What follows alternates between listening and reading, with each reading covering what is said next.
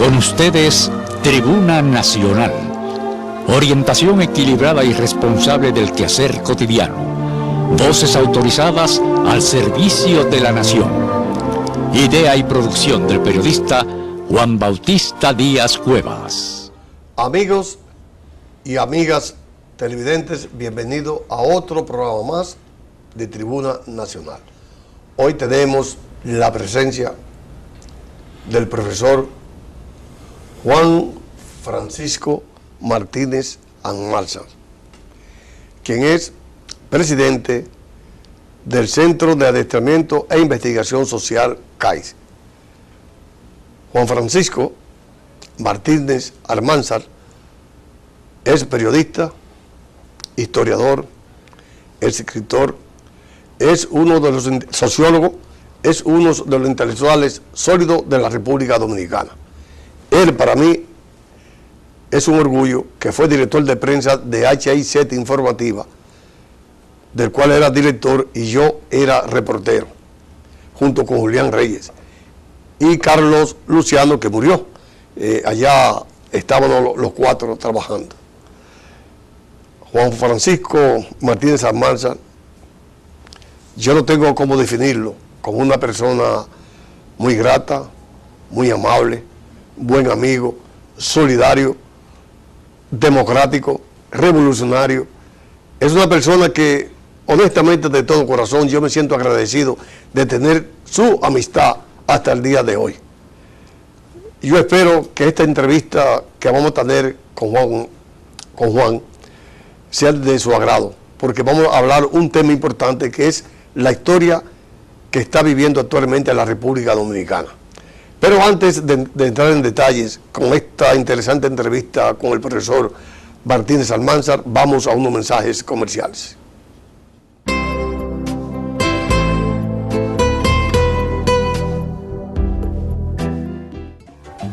Para tu descanso familiar, Hotel Cotmarena Beach Resort en Juan Dolio. Excelentes habitaciones, la mejor comida del área, 3 piscinas, 1 kilómetro de playa, 3 restaurantes, entretenimiento, show nocturno, discoteca Caracol y para tus actividades, el Gran Salón.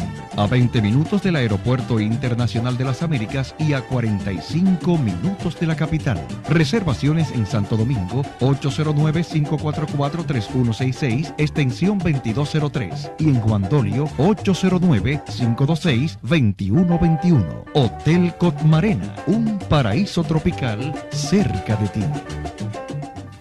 Dominicana es más que casabe y mangú, más que arroz y habichuela. Es sabor, porque a todo lo que hacemos le ponemos sazón. Sí, esa alegría y picardía que todos llevamos dentro. Todo lo que se produce aquí sale del corazón, cosechado con tesón por gente tan noble como la tierra de esta isla bendecida por Dios. Dominicana es una cálida sonrisa que recorre el mundo contagiando de alegría a todo el que la recibe, con el sello que dice sin palabras, de Dominicana, con amor para el mundo. República Dominicana es fe, y tu fe mueve montañas. El conocimiento es la base para asumir el futuro con éxito. UTESA, universidad de prestigio con altos estándares académicos para que tu desarrollo sea constante, pone en tus manos las herramientas para tener una visión global y actualizada, orientada a la certera toma de grandes decisiones. Un objetivo, formar líderes especializados y capaces, porque saber es vivir. Una universidad, UTESA, actualizada, con grandes alternativas y ofertas de posgrado. UTESA.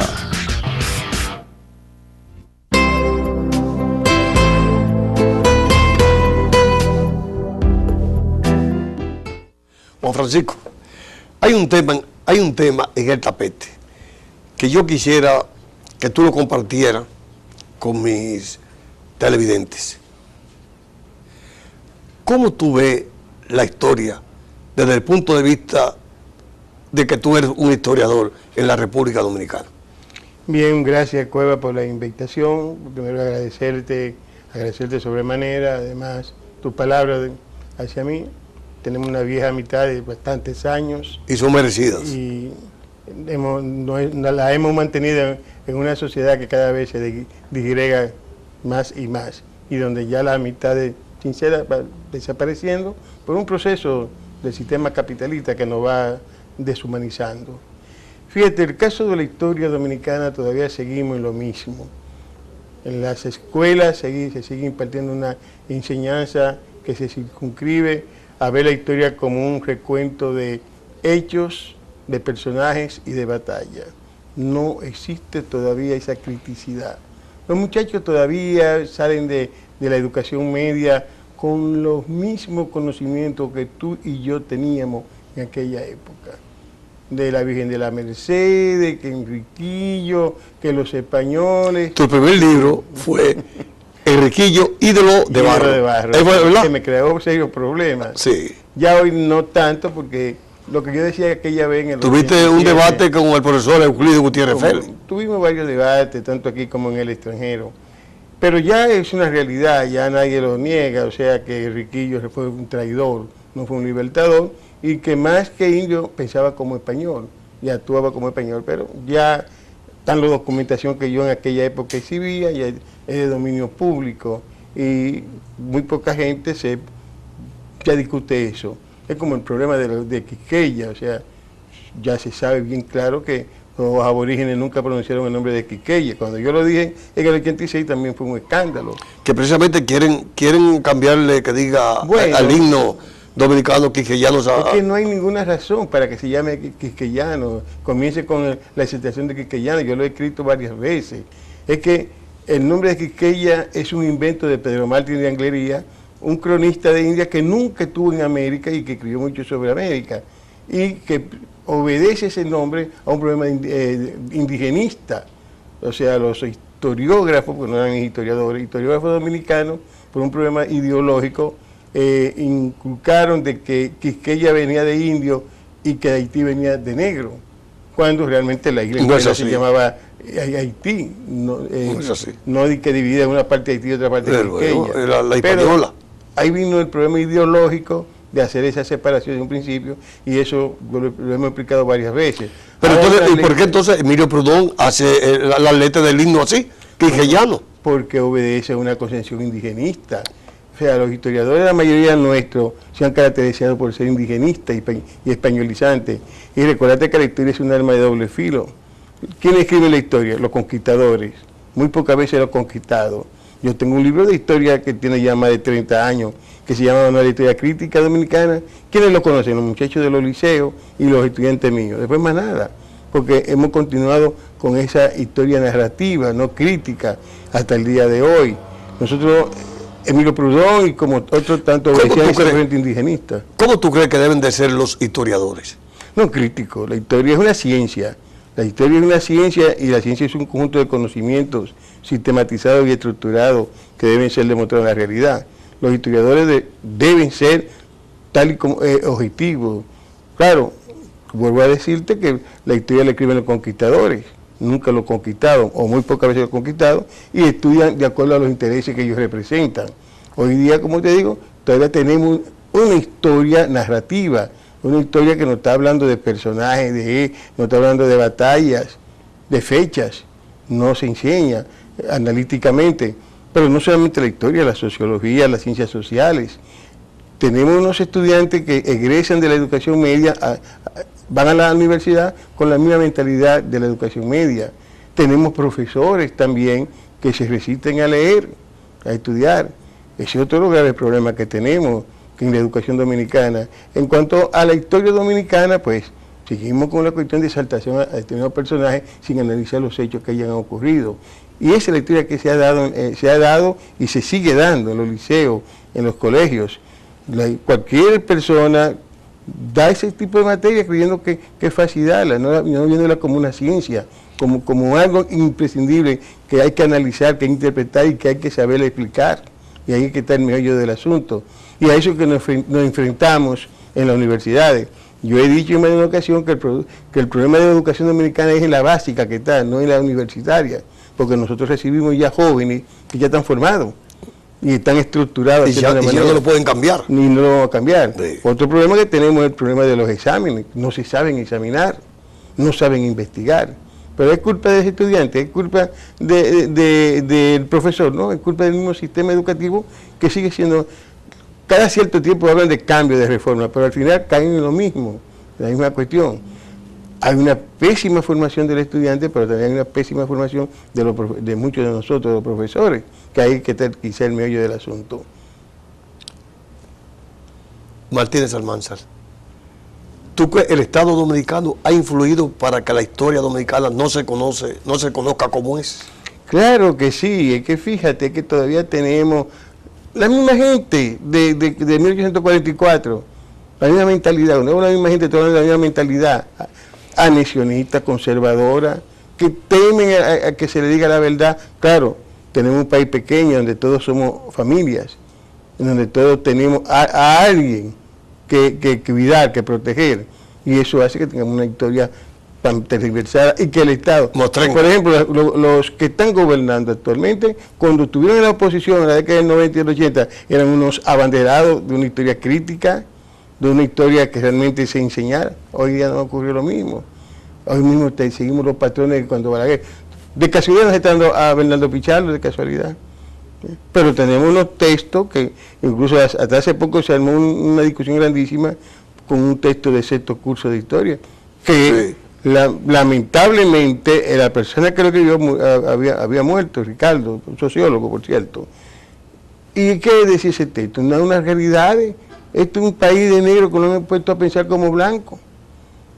Los términos negro y prieto lo desaparecieron del vocabulario de los dominicanos y lo cambiaron por moreno, por indio. A mí me dijo una persona un día, usted piensa como blanco. Sí, blanco. Sí. Y otro que dice, mi piel es negra, pero mi alma es blanca. O sea, todavía tenemos el esquema españolizante o europeo. Nosotros no concebimos que realmente somos un pueblo de mulatos. No, eso viene de mulo. No podemos decir que somos mulatos. O sea, una negación de la identidad. Por eso que cuando uno plantea ciertas cuestiones, pues lo que hacen es omitirlo, olvidarlo. Yeah. Es el caso mío con algunos criterios que he alternado, el caso de la corriente indigenista, que no he estado de acuerdo con ella. Y no porque sea pro negro, ni pro africano, simplemente porque considero que realmente se tergiversó, se cambió. Yeah. Nos vendieron un indio fuerte, grande, musculoso, cuando era todo lo contrario. Nos vendieron la hermosura, pero una hermosura de tipo europeo. Yeah. Pero resulta que nosotros somos afroantillanos, no somos europeos. Yeah. Entonces, sobre eso que uno ha estado trabajando, histórica y sociológicamente hablando. Profesor Martínez Almanzar, amigos televidentes, vamos a unos mensajes comerciales para luego seguir con esta interesante entrevista con el historiador Juan Francisco Martínez Almanzar.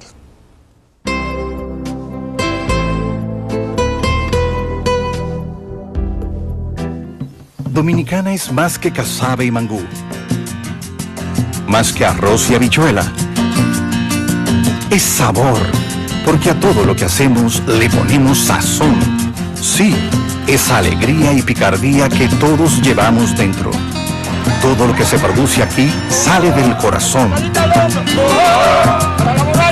cosechado con tesón por gente tan noble como la tierra de esta isla bendecida por Dios.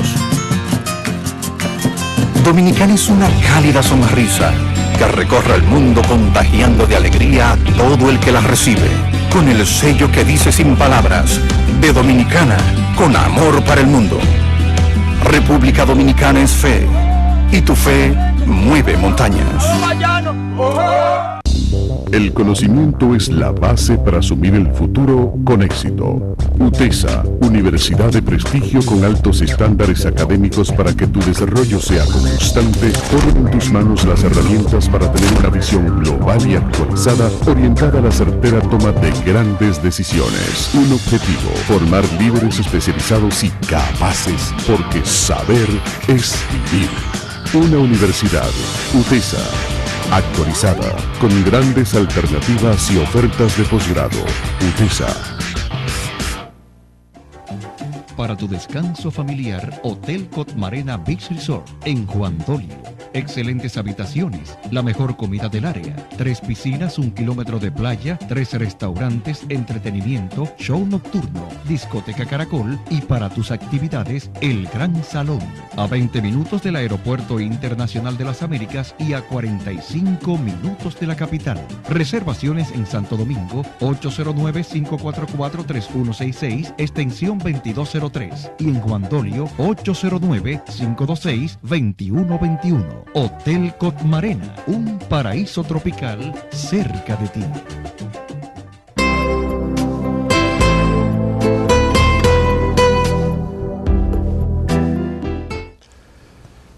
Profesor Martínez Almanza, hay un debate ahora mismo en la República Dominicana donde acaba de cumplir 55 años de la muerte de Trujillo. Las personas que participaron en la muerte de Trujillo, ¿usted cree que son héroes nacionales? Bueno, así se le ha llamado a gran parte de ellos. Lo que sí hay un consenso, y es que todos actuaron por razones de venganza o por problemas personales, de tipo personales. Ya no es un secreto que lo de patriotismo, nacionalismo, esa cosa no es verdad. Pero comenzando por sus dos principales líderes, Juan Tomás Díaz y Antonio de la Maza, tuvieron razones de tipo personales. No, que Trujillo le mató un hermano a cada uno. Mató a de la Masa y al otro le dio en la cara con una galleta. Y también y al teniente Amado García Guerrero, a la novia, no quiso que se casara con él porque un hermano de la novia lo metió preso porque era trujillista, porque era comunista, y eso lo impidió. Eso para señalarlo, pero yo vuelvo a insistir, el problema no es de personaje, el problema es de hecho. ¿Cuáles circunstancias se dieron en 1961 para que ese hecho se produjera? El negar la presencia, la participación de la embajada norteamericana es una idiotez, totalmente, y mantener eso. Es decir, que la CIA participó en la muerte de Trujillo.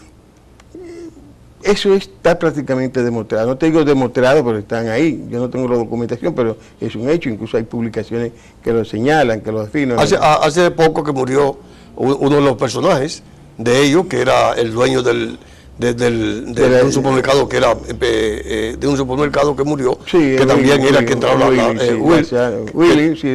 las armas, las tenía. No, es evidente que ellos participaron. Además, ya Trujillo no le era ya importante, al contrario. Trujillo había hecho una serie de cuestiones a nivel político que le perjudicaba a los Estados Unidos. Bueno, el problema también de la muerte de Galíndez, por un lado, y también el atentado contra Rómulo Betancourt en Venezuela. Y el triunfo de la Revolución Cubana.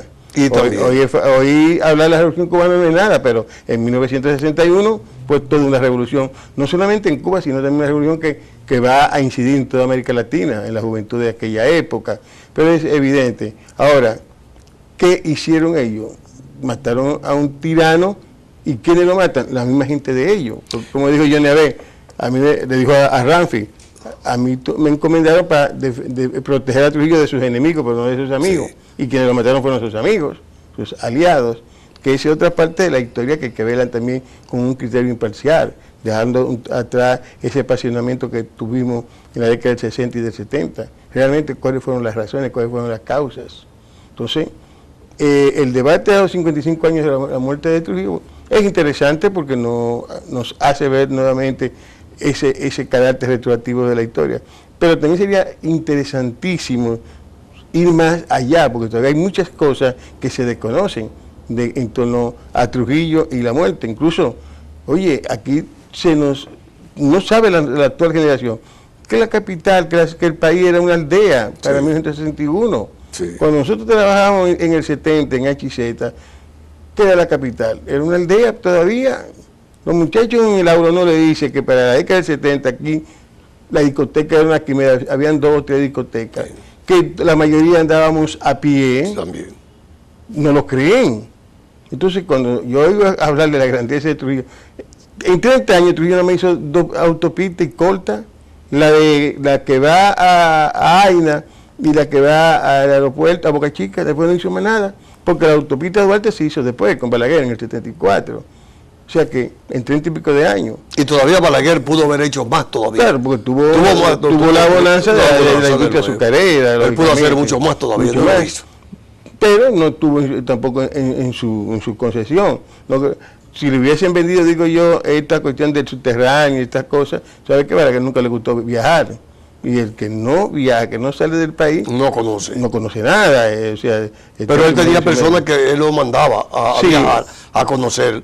Él mandó a muchas a Bebecito Martínez, iba a diferentes lugares, pero no estaba en su esquema, esa cuestión de elevado.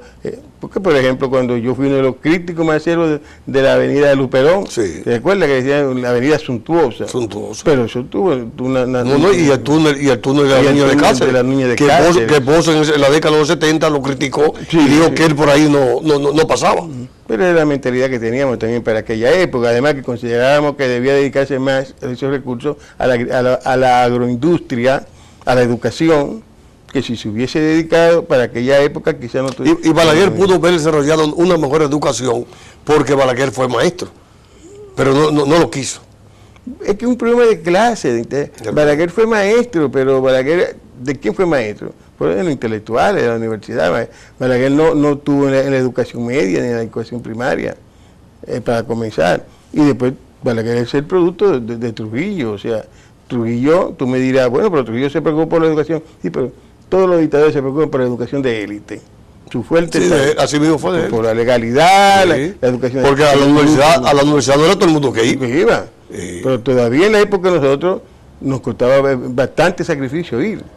Bastante, entonces por lo costoso. Hay que ver todo ese fenómeno, sí. Pero bueno, y te digo, todavía tenemos una educación muy débil y no se explica ahora con ese dichoso 4% que seguimos dando palos a la ciega, porque el problema no es tener solamente a los muchachos en una aula y darle comida.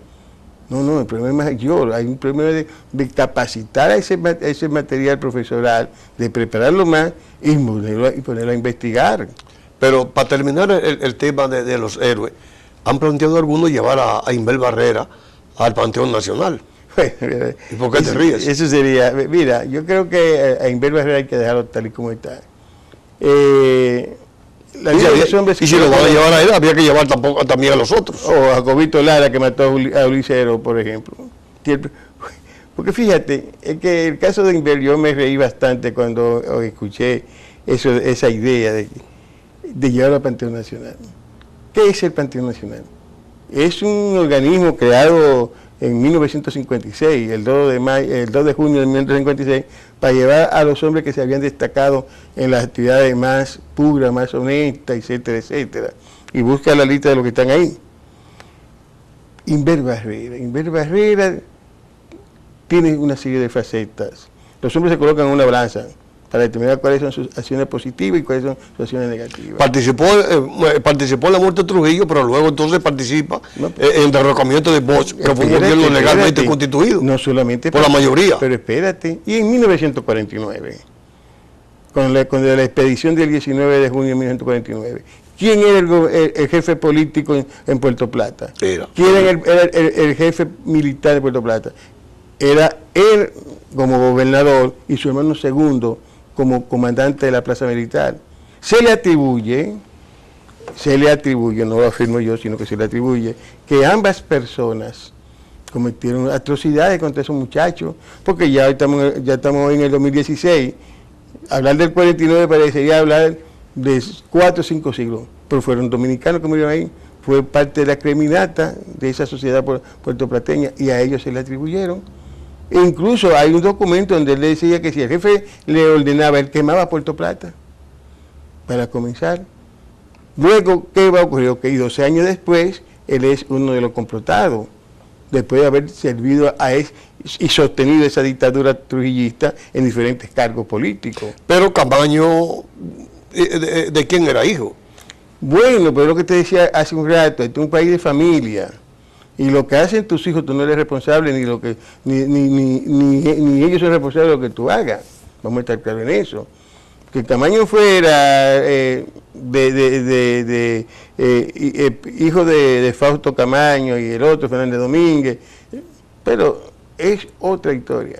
Yo te estoy hablando de que esta persona, al que hablan de llevar al Panteón Nacional, participó en acciones terribles En el 49, y eso está ahí, ahora, tú me dirías, bueno, pero es de lo que conduce uno de los vehículos que mata a Trujillo. Sí, está bien, es cierto.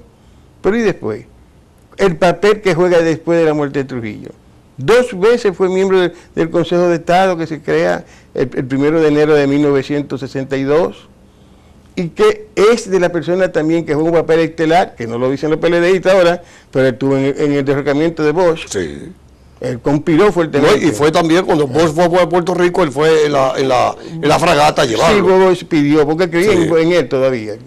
Pero también ese señor, en esos fue también responsable de que los muchachos del 14 de junio se fueran a la montaña por la persecución que él también desató contra ellos, acusándolos de comunistas, y corresponsable de la muerte del mismo Manuel Tavares Justo. O sea que fíjate todo lo que te estoy señalando, de los hechos que ahí participó. En la Revolución de Abril es ampliamente conocida, yo incluso en mi libro... El gobierno de Reconstrucción Nacional fue... Pero no solo en el gobierno de Reconstrucción Nacional, que fue creado por los norteamericanos, por la tropa norteamericana, sino lo que ocurre el 15 de mayo, con Operación Limpieza, donde personalmente él estuvo ahí, en los barrios de Villa Juana, Villa Consuelo, en los barrios de la parte norte. Él estuvo ahí. Mira, profesor, ¿por qué los estudiantes casi ahora no leen? Mira, el problema es que hay otra época, y así tenemos que entenderlo. No son la época de nosotros.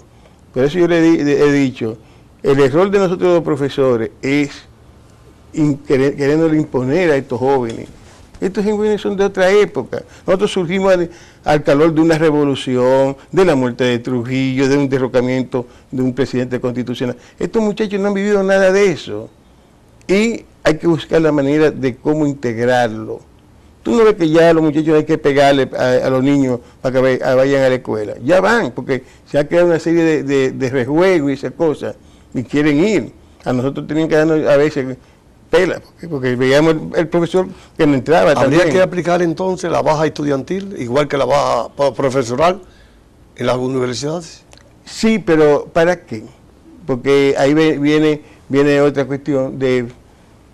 Vamos a aplicarlo, pero ¿cuál va a ser el sustituto? ¿Vamos a mandar a esos muchachos para la calle? Es como está ocurriendo ahora con la educación nocturna, que la quieren eliminar. ¿Y dónde tú vas a meter a esos muchachos a miles que van de noche a esa escuela pública? ¿Dónde la vas a meter? A la que está en la esquina. Entonces la baja estudiantil, la baja profesional, lógicamente que hay que aplicarla, pero con cierto criterio. Porque el muchacho te saque 50, 40... Sí, el problema es que no es que eres malo, es que no se sabe examinar, que es otra cosa. Un mensaje al pueblo dominicano y principalmente a la juventud. Mira, el mejor mensaje que yo creo que puede dárselo a los jóvenes, a la juventud, es realmente que estudien, que volvamos a una serie de valores que no necesariamente tienen que ser religiosos, sino los valores con los cuales nos inculcaron nuestros padres, nuestros abuelos. Que realmente haya un pensamiento de creatividad. Esto es un país que se ha convertido en imitadores, de estar imitando continuamente a otros. Ese sería mi primer mensaje. Bien.